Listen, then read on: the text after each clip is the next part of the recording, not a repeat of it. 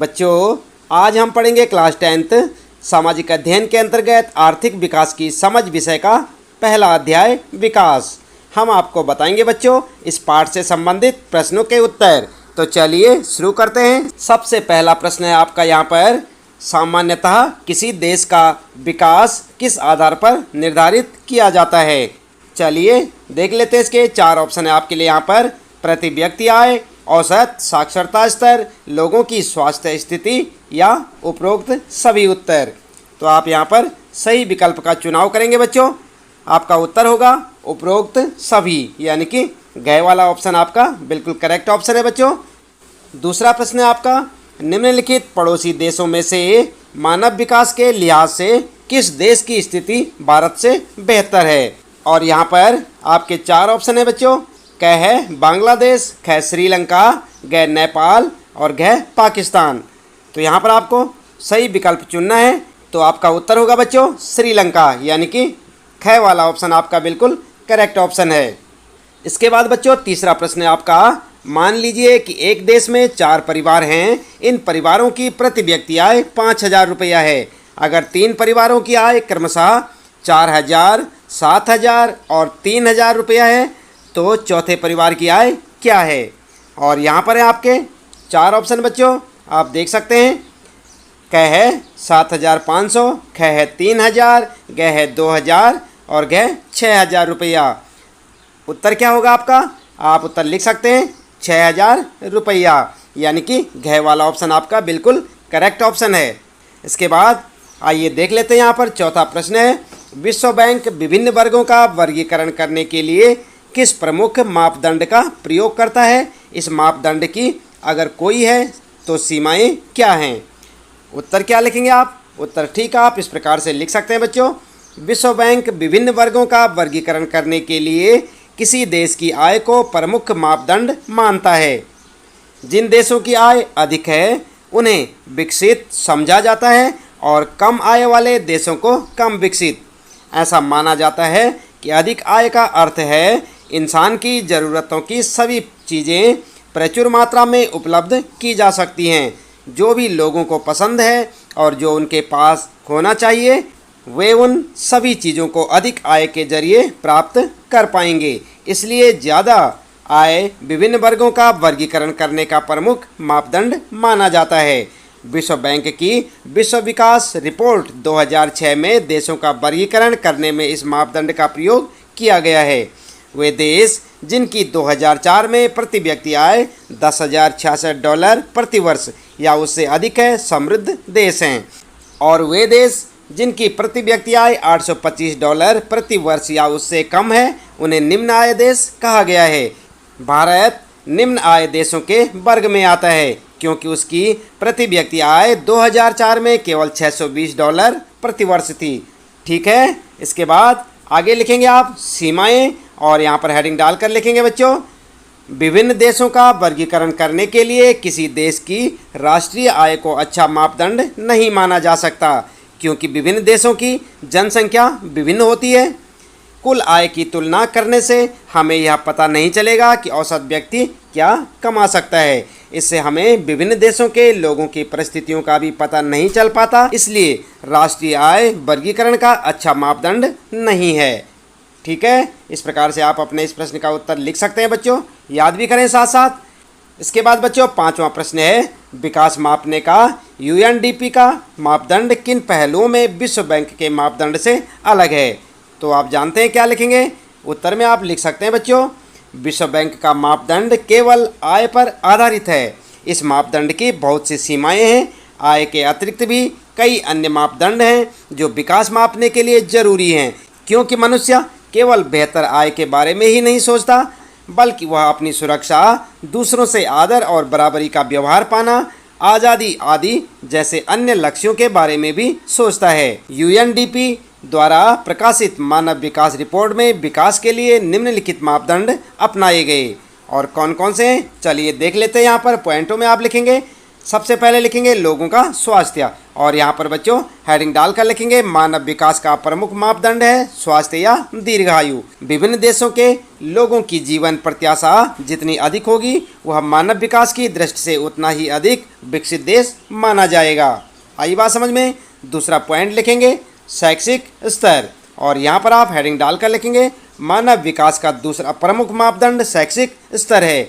किसी देश में साक्षरता की दर जितनी ज़्यादा होगी वह उतना ही विकसित माना जाएगा, और यह दर यदि कम होगी तो उस देश को अल्प विकसित कहा जाएगा। ठीक है। तीसरा पॉइंट लिखेंगे बच्चों प्रति व्यक्ति आय, और यहाँ पर भी आप हेडिंग डालकर लिखेंगे मानव विकास का तीसरा मापदंड है प्रति व्यक्ति आय। जिस देश में प्रति व्यक्ति आय अधिक होगी उस देश में लोगों का जीवन स्तर भी अच्छा होगा, और अच्छा जीवन स्तर विकास की पहचान है। जिन देशों में लोगों की प्रति व्यक्ति आय कम होगी लोगों का जीवन स्तर भी अच्छा नहीं होगा। ऐसे देश को विकसित देश नहीं माना जा सकता।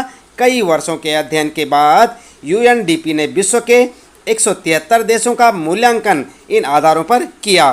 53 देशों को उच्च मानव विकास की श्रेणी में, 84 देशों को मध्यम मानव विकास की श्रेणी में तथा 26 देशों को मानव विकास के निम्न स्तर पर रखा। आई बात समझ में। इस प्रकार से आप लिखते चले जाएंगे और आपके 5वें प्रश्न का उत्तर हो जाएगा बच्चों, साथ साथ याद भी करें। अगला है बच्चों फिर आपका 6ठा प्रश्न, और इसमें पूछा है हम औसत का प्रयोग क्यों करते हैं, इनके प्रयोग करने की क्या कोई सीमाएं हैं? विकास से जुड़े अपने उदाहरण देकर स्पष्ट कीजिए।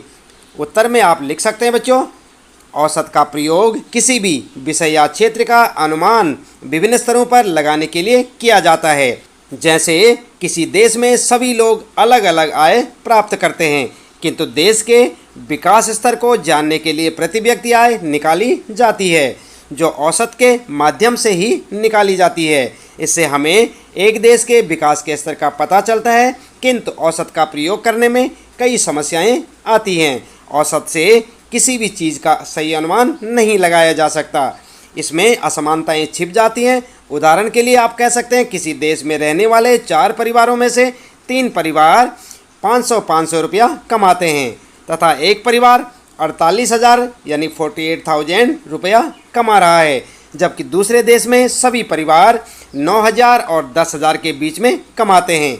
दोनों देशों की औसत आय समान है, किंतु एक देश में आर्थिक असमानता बहुत ज़्यादा है, जबकि दूसरे देश में सभी नागरिक आर्थिक रूप से समान स्तर के हैं।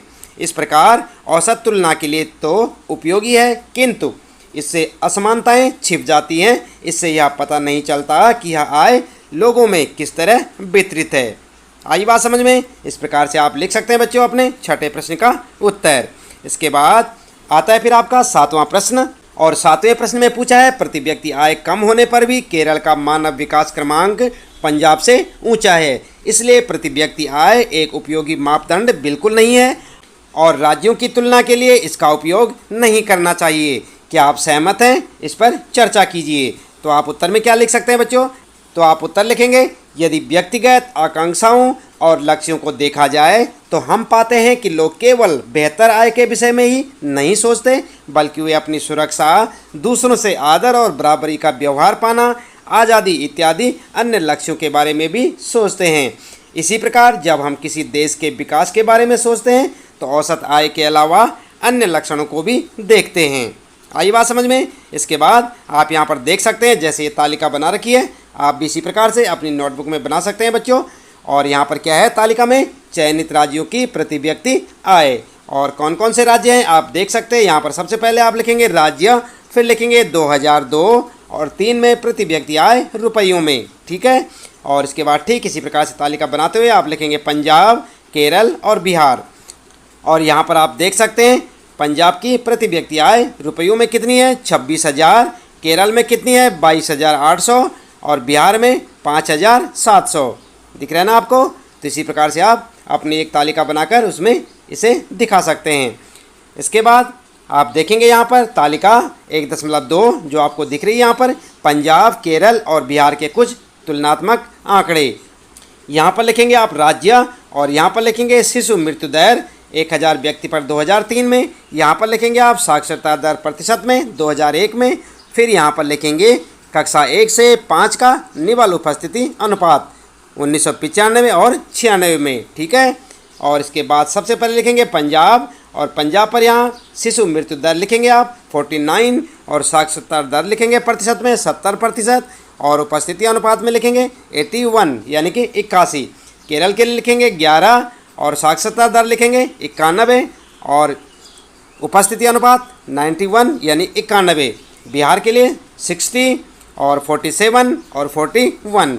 इसी प्रकार से आप एक टेबल बनाकर उसमें दर्शा सकते हैं बच्चों।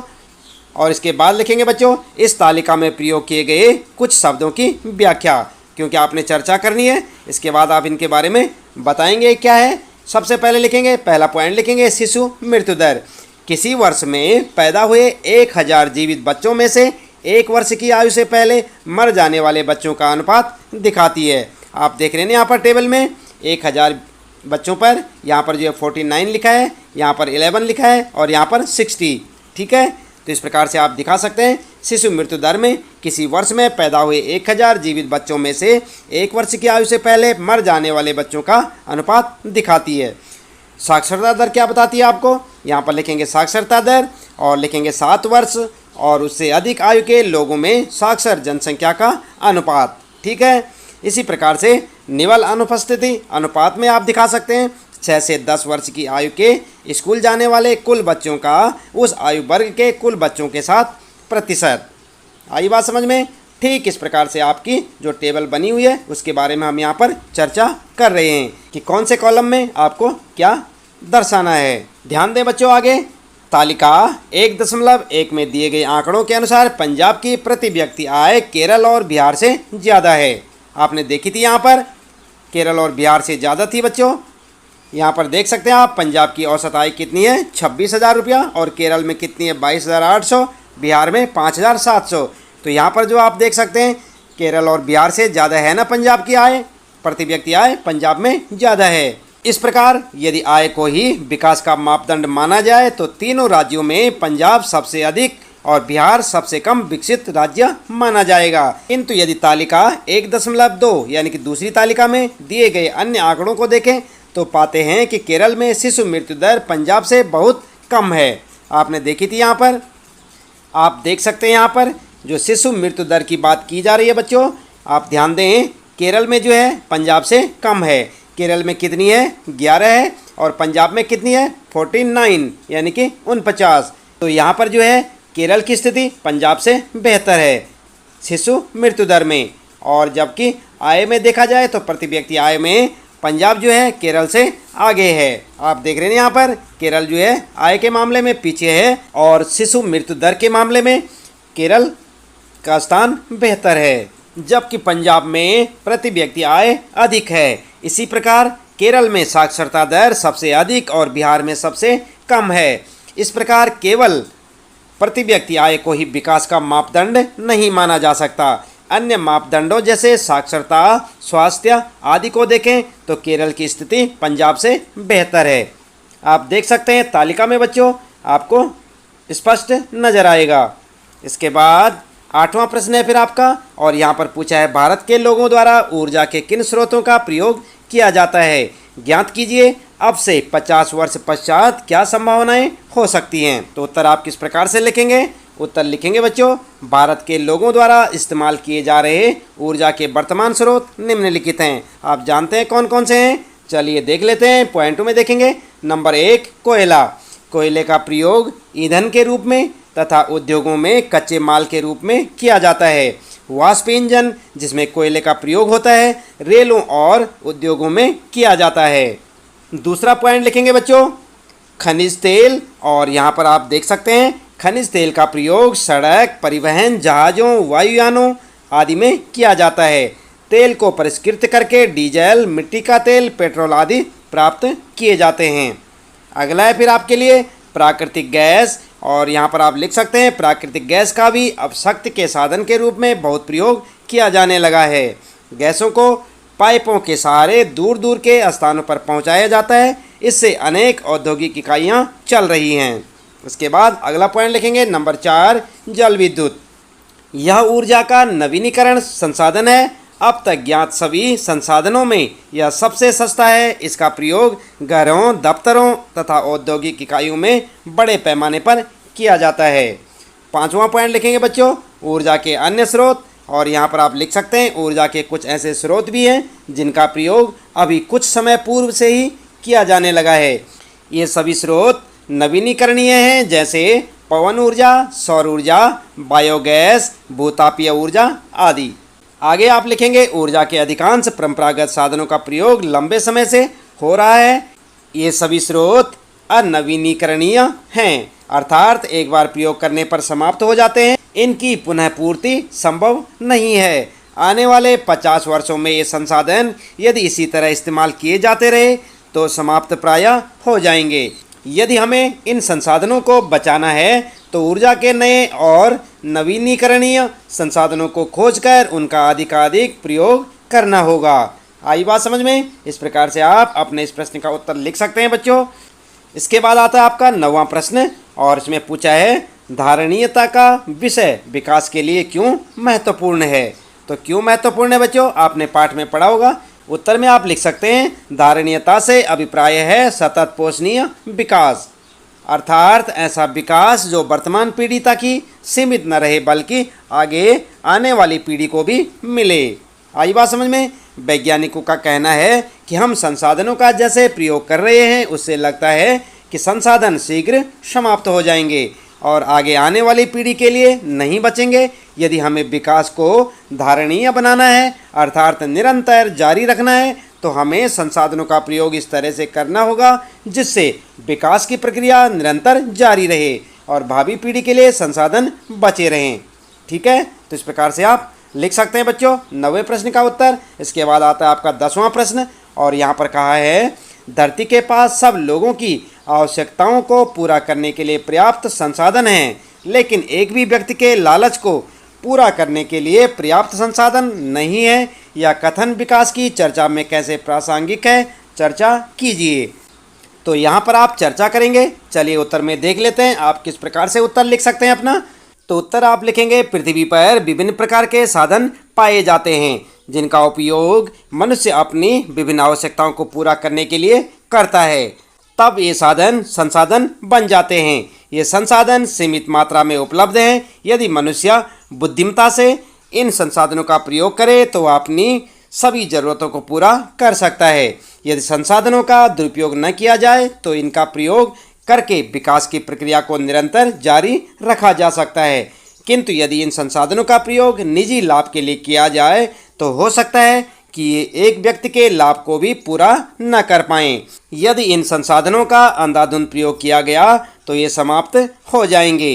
अनवीनीकरणीय संसाधन जो सीमित हैं और जिनका एक बार प्रयोग करने पर वे खत्म हो जाते हैं उनका प्रयोग सोच समझकर करना होगा। इनका प्रयोग करते समय हमें आगे आने वाली पीढ़ी की आवश्यकताओं को ध्यान में रखना होगा। इस प्रकार उपरोक्त कथन से हम यह सीख निकालते हैं कि प्राकृतिक संसाधनों का प्रयोग केवल आवश्यकताओं को पूरा करने के लिए किया जाए, न कि किसी निजी स्वार्थ की पूर्ति के लिए। इससे ये संसाधन शीघ्र समाप्त हो जाएंगे और विकास की प्रक्रिया रुक जाएगी। ठीक है, तो इस प्रकार से आप अपने इस 10वें प्रश्न का उत्तर लिख सकते हैं बच्चों, याद भी करें साथ साथ। इसके बाद आता है फिर आपका 11वां प्रश्न और यहाँ पर पूछा है पर्यावरण में गिरावट के कुछ ऐसे उदाहरणों की सूची बनाइए जो आपने अपने आसपास देखे हों। तो आप बना सकते हैं क्या? चलिए उत्तर में आप देख सकते हैं किस प्रकार से क्या करेंगे। आप उत्तर लिखेंगे कूड़े कचरे और अवांछित गंदगी से जल, वायु और भूमि का दूषित होना पर्यावरण प्रदूषण कहलाता है। पर्यावरण में गिरावट के बहुत से उदाहरण हैं जिनमें से कुछ निम्नलिखित हैं और यहाँ पर आप एक एक करके उदाहरण लिखेंगे। पहला लिखेंगे जल प्रदूषण और हेडिंग डालकर लिखेंगे बच्चों नदियों, झीलों और समुद्रों में बहाए गए कूड़े कचरे या औद्योगिक अपशिष्ट जल को प्रदूषित करते हैं। इससे जल में ऑक्सीजन की मात्रा कम होने से जलीय जीव मर जाते हैं। जहाज़ों से रिसने वाले तेल से समुद्री जीवों को हानि होती है। आई बात समझ में? आगे लिखेंगे दूसरा पॉइंट वायु प्रदूषण और यहाँ पर बच्चों लिख सकते हैं आप कारखानों के धुएं और मोटर वाहनों के धुएं वायु को प्रदूषित करते हैं। इससे मानव स्वास्थ्य और वन्य जीवन दोनों को ही हानि होती है। अगला लिखेंगे फिर तीसरा पॉइंट भूमि प्रदूषण और यहाँ पर हेडिंग डालकर लिख सकते हैं, भूमि पर कारखानों द्वारा, घरों या अन्य स्रोतों द्वारा कूड़ा कचरा आदि फेंकने से पर्यावरणीय समस्याएं उत्पन्न हो जाती हैं। कृषि क्षेत्रों में अधिक उर्वरकों का प्रयोग करने से भूमि की उपजाऊ शक्ति खत्म होती है तथा ये उर्वरक भूमि को प्रदूषित करते हैं। बढ़ती हुई जनसंख्या, संसाधनों का दुरुपयोग, अधिक मात्रा में पेड़ों को काटने के कारण पर्यावरण में गिरावट बहुत तेजी से हो रही है और इसके बहुत से उदाहरण हमारे आसपास हैं। आपके आसपास भी होंगे बच्चों, आप देख सकते हैं। तो इस प्रकार से आप अपने इस 11वें प्रश्न का उत्तर लिख सकते हैं बच्चों। आता है फिर आपका 12वां प्रश्न और यहाँ पर पूछा है, तालिका 1.6 में दी गई प्रत्येक मत के लिए ज्ञात कीजिए कि कौन सा देश सबसे ऊपर है और कौन सा सबसे नीचे। ठीक है, और यहाँ पर जो है आप तालिका देख सकते हैं। तालिका 1.6 वर्ष 2004 के लिए भारत और उसके पड़ोसी देशों के कुछ आंकड़े, और यहाँ पर आपको दिख रही है ना ये तालिका, ये है आपकी तालिका। आप इसमें देख सकते हैं बच्चों, सबसे पहले यहाँ ऊपर देश, फिर है प्रति व्यक्ति आय अमेरिकी डॉलर में, फिर है जन्म के समय संभावित आयु, फिर है साक्षरता दर 15 वर्ष से अधिक वर्ष की जनसंख्या के लिए, और फिर है 3 स्तरों के लिए सकल नामांकन अनुपात, फिर है विश्व में मानव विकास सूचकांक SDI का क्रमांक। तो आप यहाँ से देख सकते हैं बच्चों, इसी प्रकार से आप टेबल को आप अपनी पाठ्य पुस्तक में भी देख सकते हैं। और उसके बाद यहाँ पर लिखें देशों के नाम, श्रीलंका, भारत, म्यांमार, पाकिस्तान, नेपाल और बांग्लादेश। ठीक है, आप जब आपकी पाठ्य पुस्तक में देखेंगे आपको इस प्रकार का एक प्रश्न मिलेगा, उसमें ये टेबल आपको देखने को मिलेगी, आप वहाँ से देख सकते हैं।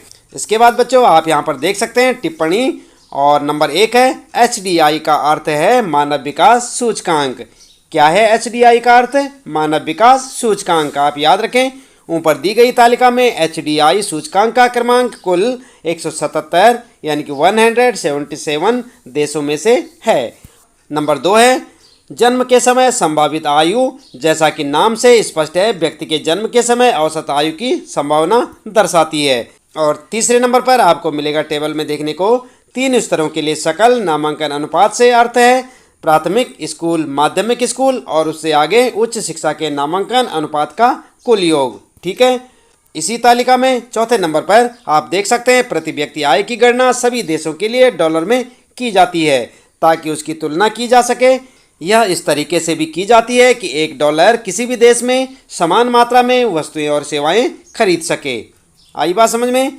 तो बच्चों उत्तर में आप किस प्रकार से लिख सकते हैं, चलिए देख लेते हैं। उत्तर में आप लिखेंगे तालिका 1.6 विभिन्न मापदंडों के आधार पर दुनिया के विभिन्न देशों को विकास की अलग अलग श्रेणियों में बांटती है। इसमें प्रति व्यक्ति आय, संभावित आय, साक्षरता दर, सकल नामांकन अनुपात तथा मानव विकास सूचकांक क्रमांक का मापदंड बनाया गया है।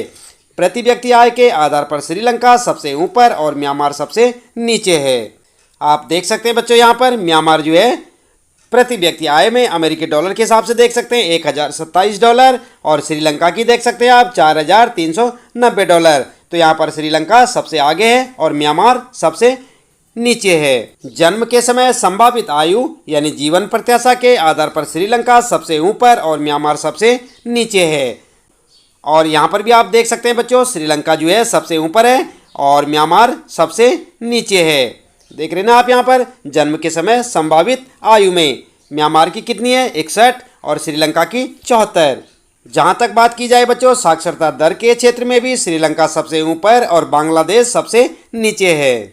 आप देख सकते हैं बच्चों, श्रीलंका का साक्षरता दर कितना है 91 और बांग्लादेश का 41। तो आप देख सकते हैं बांग्लादेश सबसे नीचे और श्रीलंका सबसे ऊपर है।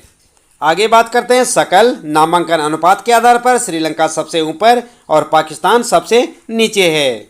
तो यहाँ पर देख सकते हैं बच्चों आप, सकल नामांकन अनुपात में श्रीलंका सबसे ऊपर है और पाकिस्तान की बात करें तो सबसे नीचे है, यानी पाकिस्तान का 35 है और यहाँ पर जो है श्रीलंका का 69 है। अगर बात करते हैं मानव विकास सूचकांक के क्रमांक में भी श्रीलंका का स्थान विश्व में 93वां है यानी कि 93 है और जो इस तालिका में दिए गए सभी देशों से ऊपर है। और नेपाल 138वां स्थान लेकर सबसे नीचे है। तो आप देख सकते हैं टेबल में बच्चों। तो इस प्रकार से आप लिख सकते हैं अपने इस 12वें प्रश्न का उत्तर। इसके बाद बच्चों बात करते हैं 13वां प्रश्न है। फिर नीचे दी गई तालिका में भारत में अल्प पोषित वयस्कों का अनुपात दिखाया गया है। यह वर्ष 2001 में देश के विभिन्न राज्यों के एक सर्वेक्षण पर आधारित है। तालिका का अध्ययन करके निम्नलिखित प्रश्नों के उत्तर दीजिए। और यह आपके सामने तालिका आप अपनी पाठ्य पुस्तक में देख सकते हैं बच्चों। यहाँ पर आप देख सकते हैं चयनित राज्यों की प्रति व्यक्ति आय। सबसे पहले आप यहाँ पर देख सकते हैं, सबसे पहले राज्य का नाम, फिर है पुरुषों का प्रतिशत, फिर है महिलाओं का प्रतिशत। और यहाँ पर राज्य का नाम है केरल, कर्नाटक, मध्य प्रदेश। और केरल में है यहाँ पर 22%, महिलाओं में 19%, कर्नाटक में 36 और 38, और मध्य प्रदेश में 43 और 42। कुल मिलाकर आप देख सकते हैं सभी राज्यों का 37% और महिलाओं में 36%। पुरुषों में 37, महिलाओं में 36। तो आपने टेबल देख ली बच्चों। इसके बाद यहाँ पर आपके लिए कुछ प्रश्न हैं। पहला प्रश्न है, केरल और मध्य प्रदेश के लोगों के पोषण स्तरों की तुलना कीजिए। किसकी? केरल और मध्य प्रदेश के। तो आप देख सकते हैं यहाँ पर केरल ये है और मध्य प्रदेश ये है। तो यहाँ पर आपको तुलना करनी है। आप लिखेंगे बच्चों उत्तर में, उपरोक्त आंकड़े केरल और मध्य प्रदेश के लोगों के पोषण स्तर को दर्शाते हैं। इसके अनुसार केरल में 22% पुरुष और 19% महिलाएं अल्प पोषित हैं, जबकि मध्य प्रदेश में 43% पुरुष और 42% महिलाएं अल्प पोषित हैं। इसका अर्थ है कि मध्य प्रदेश में अधिक लोग अल्प पोषित हैं। इस प्रकार से आप अपना उत्तर लिख सकते हैं। इसके बाद बच्चों अगला प्रश्न है यहाँ पर, ख, क्या आप अंदाज लगा सकते हैं कि देश के लगभग 40% लोग अल्प पोषित क्यों हैं? यद्यपि यह तर्क दिया जाता है कि देश में पर्याप्त खाद्य पदार्थ हैं, अपने शब्दों में विवरण दीजिए। उत्तर में क्या लिख सकते हैं बच्चों? उत्तर में आप लिख सकते हैं, देश में पर्याप्त अनाज होने के बावजूद देश के 40 लोग अल्प पोषित हैं, क्योंकि अभी भी लगभग 40% लोग गरीबी रेखा से नीचे हैं। ये व्यक्ति इतना भी नहीं कमा पाते कि अपने लिए 2 समय का खाना प्राप्त कर सकें। इसलिए देश में अनाज उपलब्ध होने के बावजूद ये उसे खरीद नहीं पाते और अल्प पोषित हैं। आई बात समझ में? इस प्रकार से आप लिख सकते हैं। इसके बाद फिर आते हैं आपके अतिरिक्त परियोजना कार्यकलाप से संबंधित प्रश्न, और यहाँ पर इन प्रश्नों के उत्तर आपको स्वयं से करने होंगे। पहला प्रश्न है, अपने क्षेत्र के विकास के विषय में चर्चा के लिए 3 भिन्न वक्ताओं को आमंत्रित कीजिए। अपने मस्तिष्क में आने वाले सभी प्रश्नों को उनसे पूछिए। इन विचारों की समूह में चर्चा कीजिए। प्रत्येक समूह का एक दीवार चार्ट बनाएं, जिसमें कारण सहित उन विचारों का उल्लेख करें जिनसे आप सहमत अथवा असहमत हैं। तो इसका उत्तर बच्चों आप स्वयं से लिखेंगे। अपने हिसाब से आप इसका उत्तर लिख सकते हैं। इसके साथ ही इस पाठ से संबंधित प्रश्नों के उत्तर यहाँ पर समाप्त होते हैं। उम्मीद है कि आपको अच्छे से समझ आए होंगे। मिलते हैं फिर अगली वीडियो में नए पाठ के कुछ नए प्रश्न उत्तरों के साथ।